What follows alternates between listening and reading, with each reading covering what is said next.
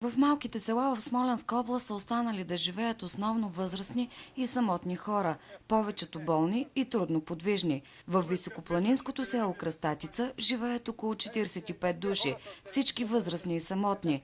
Липсата на работа отдавна е прогонила децата и внуците им. Най-младият в селото е 63-годишния кмет. Казва, че тук нямат дори хранителен магазин. Минават коли, които возят млякото за Давидковската мандра. И тогава се поръча по тях, кому каквото е нужно, момчето докарва. Така че...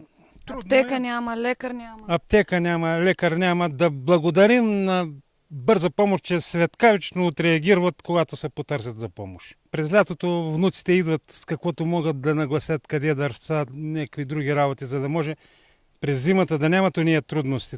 Тъй ще паднат снегове, да може да се използва дървата, да си има отопление.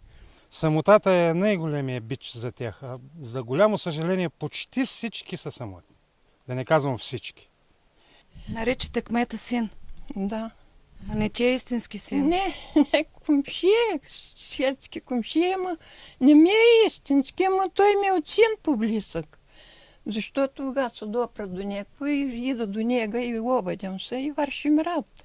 Децата се не лечат, кържалите дойдат от Смолин. Той по-барско идва. Казва, че макар и да била с много заболявания, битовите трудности не я тормозели. Бичът за нея и всички в селото е самотата. Тежка ли е самотата? Много, мой пита. Куда и това по-тежко няма.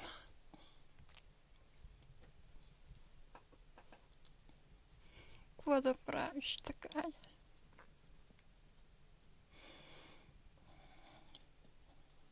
Не умират веднъж. Вярвала ли си, че ще дойде време, в което да останеш сама, болна? Да. Останала се, какво да правиш? Зорла се, не влиза в гроба. Ставна се, мъркна се, сам става, сам легаш. И се молиш, кога ще дойде край.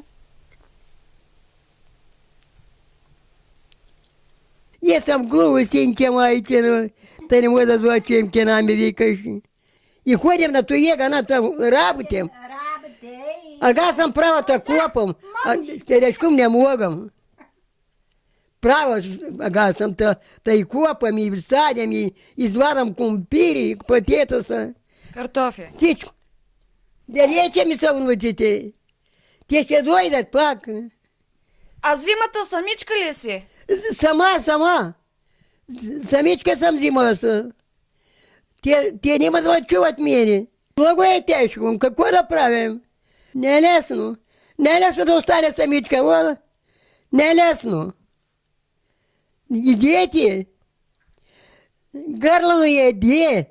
Пък трябва някой да се посие, пък не можеш. Той е лошо. Лошо е. Трудно е, трудно е. Страх и да не умреш, пък има кой да те види. Това момиче. Бери да ма. Давай. Бери да. Дай там върши.